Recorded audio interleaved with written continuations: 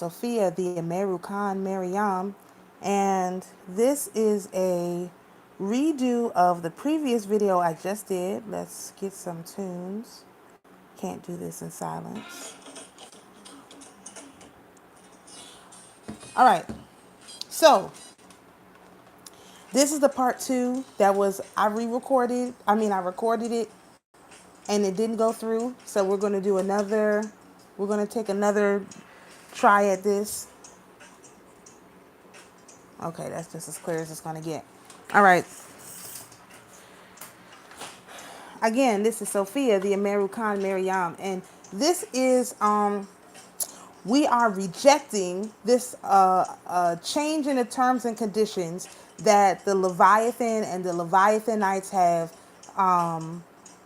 attempted to engage us in changing the contracts. So now we are rejecting this attempted change, and we are subjecting this particular rejection of their change to the contract, and we're taking it to whatever the celestial version of the Consumer Financial Protection Bureau, whoever that is, that's who we're taking this to. That is, so you cannot retaliate on us for rejecting this weak contract. We reject it.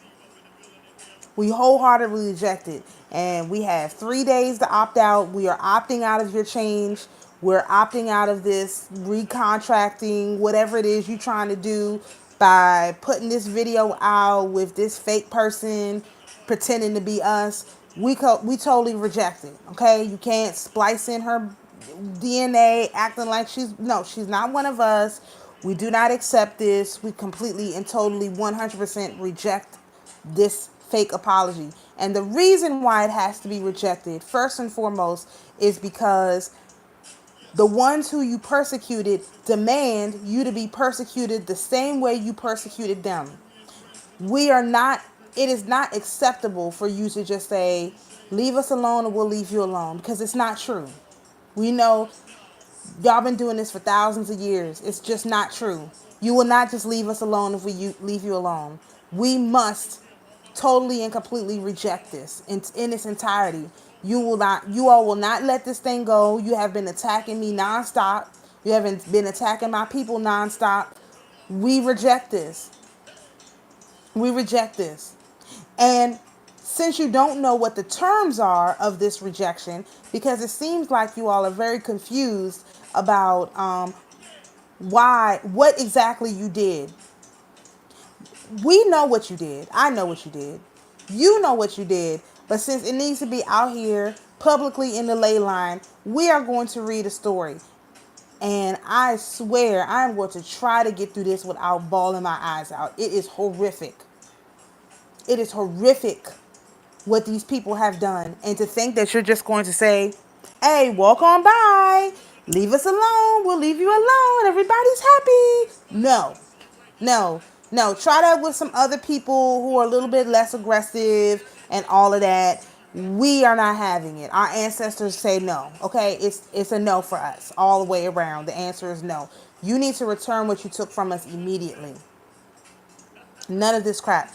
Okay, so let's read the story of Saint Blandina. And I am really going to attempt to keep it together, but I cannot make that promise because this is a horrific story. It took me about 30 minutes to record it the first time. I'm not going to read all the stuff that I read the first time. We're going to start. This is a book called The Virgin, Saints, and Martyrs. No, first we're going to start with Revelation. I forgot. Okay, we're going to start with Revelation. We got Revelation 14 and 4. No.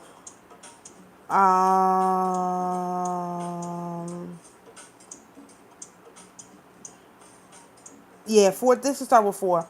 Revelation 14 and 4. These are they who have not defiled themselves by relations with women, for they are pure as virgins. These are they who follow the Lamb wherever he goes. These are they who have been ransomed, purchased, or redeemed from among men as the first fruits for God and the Lamb. No lie was found to be upon their lips, for they are blameless, spotless, untainted, without blemish before the throne of God. So listen. What does virgin mean? They said they had not defiled themselves by women, then they say virgin as a separate class. So this is just proof that there are women who are virgin. Virgin just means without sin.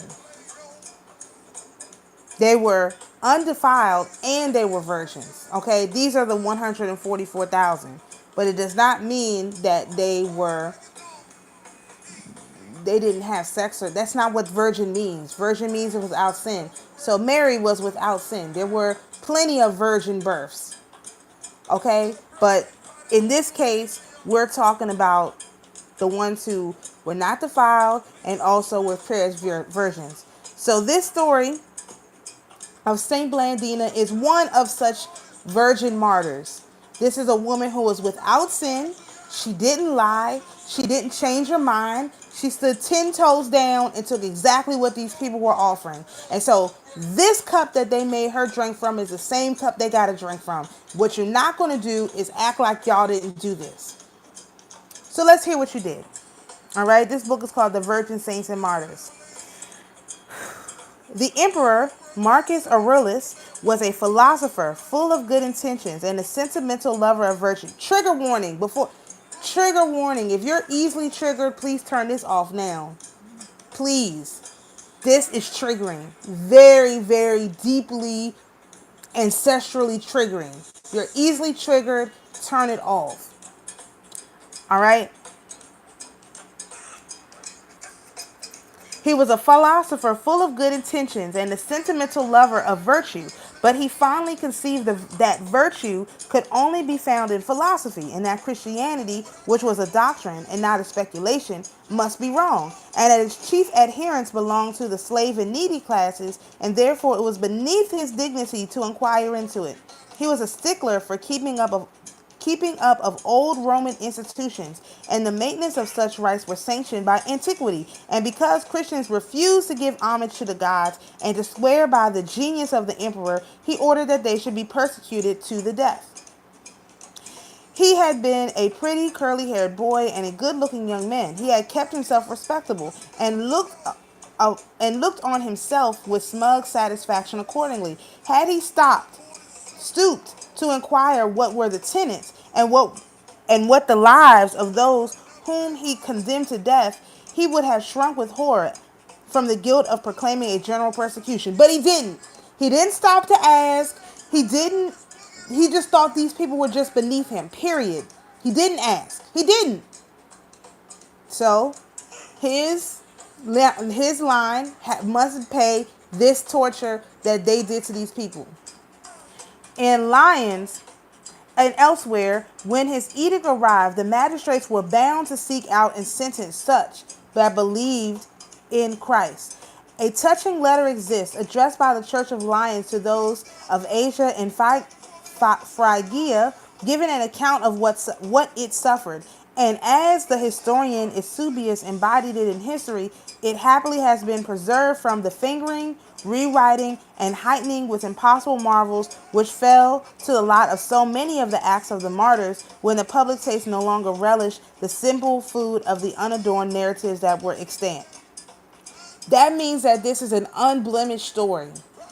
This is word for word without corruption. This is a true story.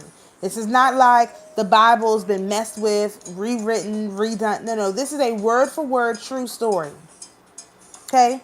The grace of God, said the writers, contended for us, rescuing the weak and strengthening the strong. These latter endured every species of reproach and torture. First, they sustained bravely all the insults heaped on them by the rabble, blows and abuse, plundering of their goods, stoning and imprisonment. Afterwards, they were led into the forum and were questioned by the tribune and by the town authorities before all the people, and then sent to prison to await the coming of the governor. Vitius Epagathus one of the brethren, abounding in love to God and man, offered to speak in their defense, whereupon those round the tribunal shouted out at him, as he was a man of good position. The governor did not pay attention to his request, but merely asked whether he too were a Christian. When he confessed that he was also transferred to the number of the martyrs. What the numbers were, we are not told. What the numbers were, we are not told. The most prominent among them were Pothinus, the bishop, a man in his 90th year, a man in his 90th year, Sanctus, the deacon of the church of Vienne, Maturus, a recent convert, Attalus, a native of Pergamus, Blandina, a slave girl, and her mistress, another woman named Biblis, and Vitius, referred to. Among those arrested were 10 who, when tortured, gave way, and one of these was Biblis, but although they yielded, they would not leave the pace of the trial, and remained to witness the sufferings of such that stood firm. And some among these was Biblis, plucking up courage, presented themselves before the judge, and made amends for their apostasy by shedding their blood for Christ.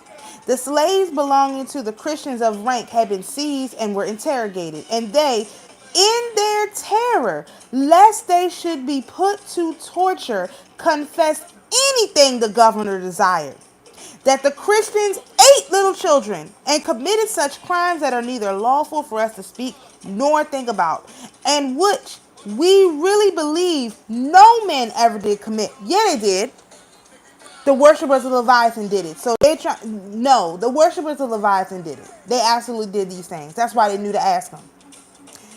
The defection of the 10 caused dismay among the faithful, for they feared lest it should be the prelude to the surrender of the others.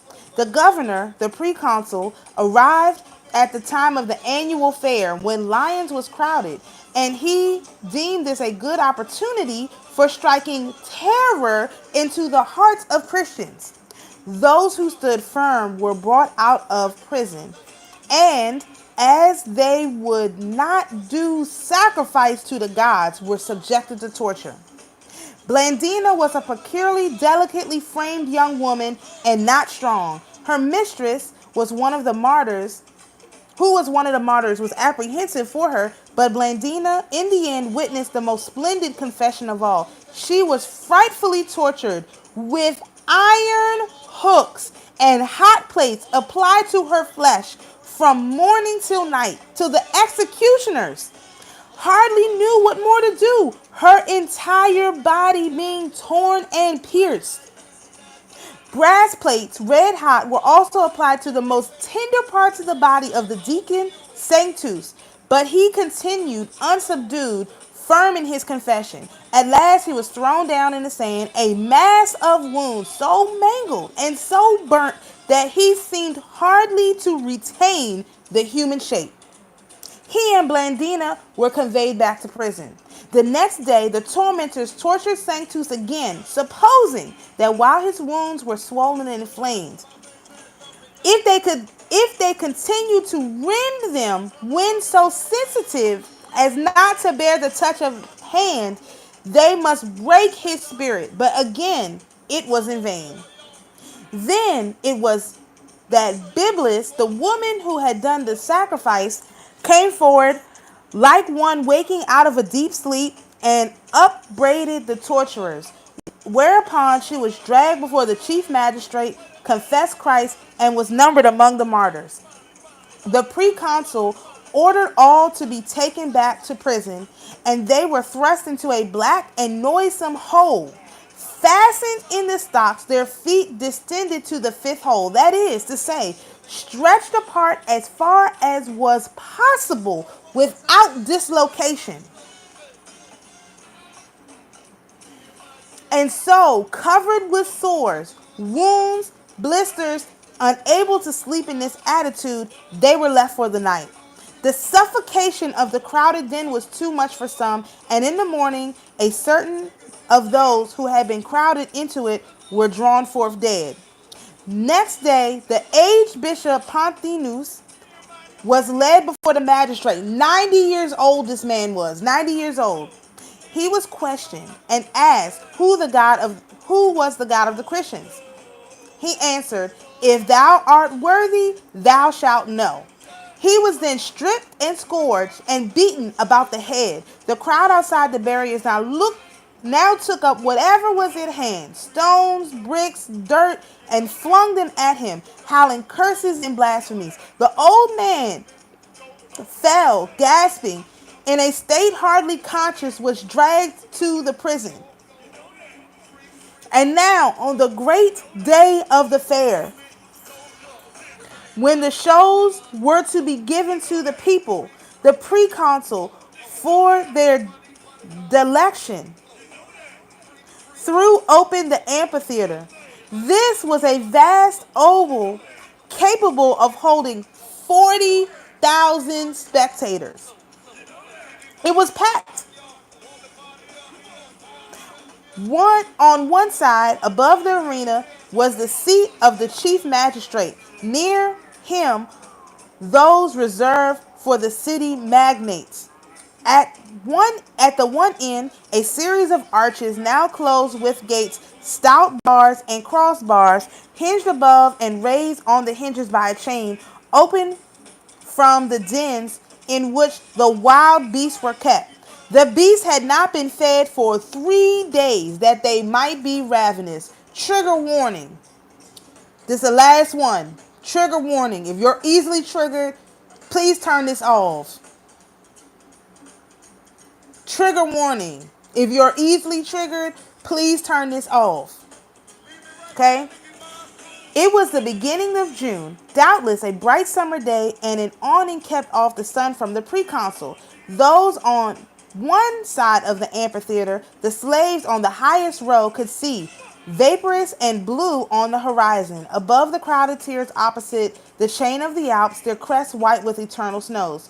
No sooner than the chief magistrate seated to the blare of trumpets than the martyrs were introduced. Sanctus had to be supported. He could hardly walk. He was such a mass of wounds. All were now stripped of their garments and scourged. Blandina was attached to a post in the center of the arena. She had been forced every day to attend and witness the sufferings of the rest. But even now, they were not to be dispatched at once. Marturus and Sanctus were placed on iron chairs, and fires were lighted under them so that the fumes of their roasted flesh rose up and were dissipated by the light of the summer air over the whole arena. And the sickening savor was inhaled by thousands of cruel and savage spectators. Then they were cast off to be dispatched with the sword. The dens were open. Lions, tigers, leopards bounded forth on the sand roaring. By a strange accident, Blandina escaped. The hungry beasts paced around the arena but would not touch her. Then a Greek physician called Alexander, who was looking on, unable to restrain his enthusiasm, by signs gave encouragement to the martyrs. So at least it would seem, for all at once we learned that the mob roared for Alexander as one who urged the Christians to obstinacy. The governor sent for him, asked who he was, and when he confessed that he was a Christian, sent him to prison. Attalus was now led forth with a tablet on his breast, which was written in Latin, "This is Attalus the Christian." As he was about to be delivered to the tormentors, someone whispered to the proconsul that the man was a Roman. He hesitated and sent him back to prison. Then a number of other Christians who had Roman citizenship were produced and had their heads struck off. Others who had not this privilege were delivered over to the beasts. And now some of those who had recanted came forward and offered themselves to death. Next day, the proconsul was again in his place in the amphitheater. He had satisfied himself that Attalus could not substantiate his claim to citizenship, so he ordered him to torture and death. He also was placed in the iron chair, after which he and Alexander were given up to be devoured by the beast. This was the last day of the shows, and to crown all, Blandina was now produced, together with a boy of 15 called Ponticus. He, like Blandina, had been compelled daily to witness the torments to which the rest had been subjected.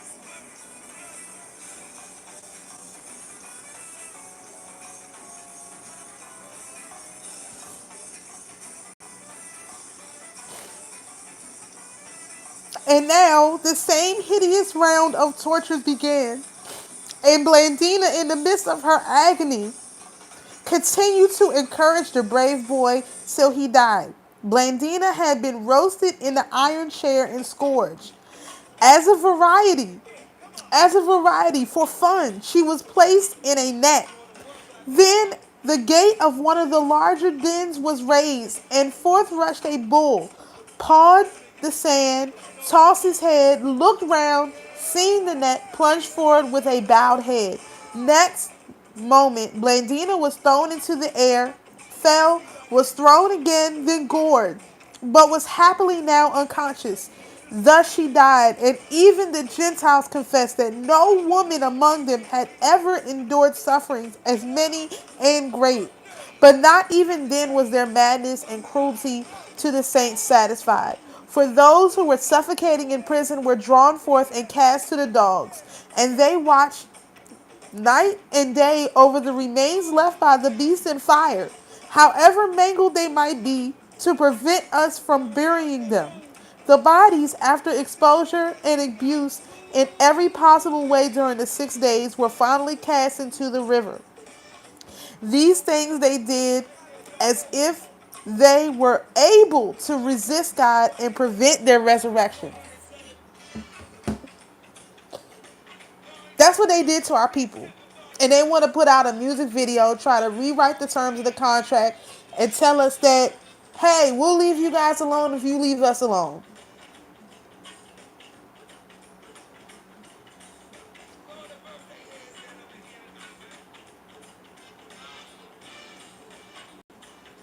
I don't think so. We reject that. We reject that. We don't accept that. The same thing you did to these unknown number of people, we don't even know how many people it was, is the same thing you have to be subjected to. And it's not because it's what I want. It's because what you guys did to them was way out of line. It was too much. These are real stories recorded into history. They took these stories, gave them to the professionals victim unit, and then tried to call it a Holocaust.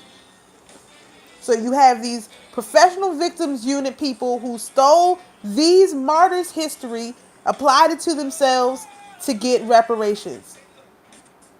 You have the conquistadors and all of these whatever people who stole these martyr stories, applied it to their own stuff to get reparations and to get money and to get land, to get whatever. And if you think you all can get away with this, whoever this is, whoever the descendants of these 40,000 people that sat in the amphitheater and watched these people be scourged,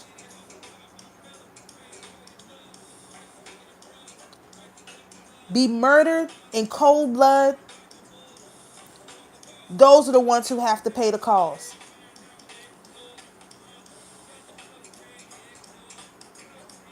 So you can't retaliate on us for that. We did not do these things. We did not do these things.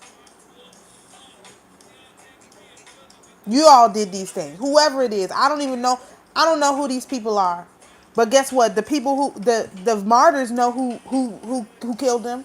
They know. They've been watching. They've been watching, tallying, waiting for somebody to say enough is enough. And every time somebody had the opportunity, they recontracted with some stupid music, or stupid video, stupid whatever during this Lionsgate portal and bought themselves some more time. Not this time, honey. No. We reject the apology. We reject your terms. We reject your contract. We reject whatever it is you offering. We reject it. It's rejected. We do not accept it. We do not want it. We did not ask for it. We're not recontracting. Your contract is up. Your time is up. It is over. We're not doing this again. We're not getting back on the wheel. We're not doing a do-over. We're not giving you another opportunity. No. No. No more time. Time is up. Our ancestors want their justice. And justice they will get.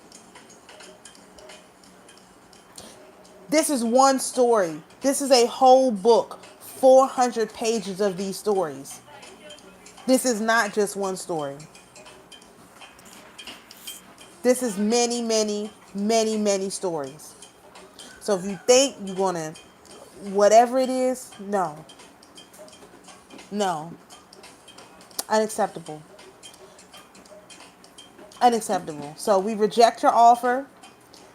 This right here, what you gave these martyrs to drink is what you have to actually, that's the cup you have to drink out of. We're not praying for you.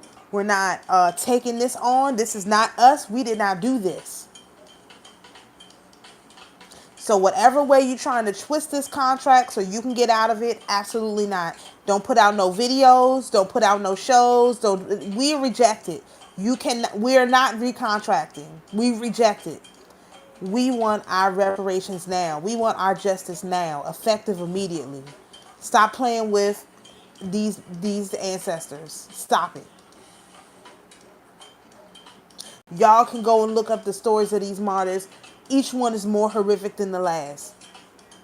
This particular story in a tarot deck that has all saints in it is the Hangman.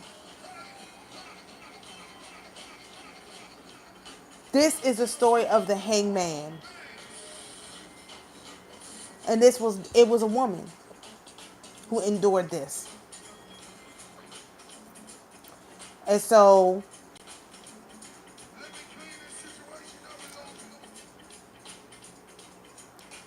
look, I don't know. Look, that's all I can say. We reject your terms. Unacceptable. It's time for you to take this punishment that you gave these people. Not some other punishment where they just got their heads cut off. No. No, you want to take the punishment that you gave Blandina. You want to take the punishment that you gave Philomena. Those are the punishments you need to take. The rest, no, you're not taking no easy punishment. It's going to be over. Sorry. No, you're rejected. And we're not recontracting, so don't try to slip something else in because the answer is no. We still say no. We are not recontracting with you all, period.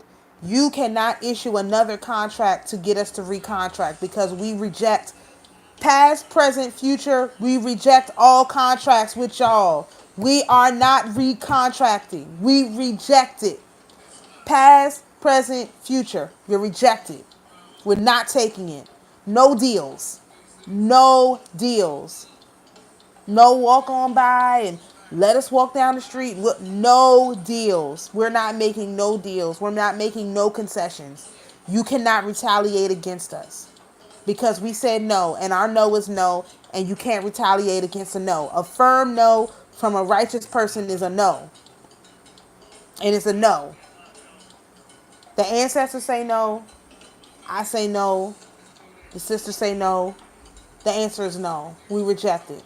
Return what you owe us, whoever you may be that was in this crowd, this emperor, governor, consul, whatever. Return it all. I'm going to do another one about these. I can't take any more. Look, we reject it. So, shalom, everyone. We'll see y'all next time.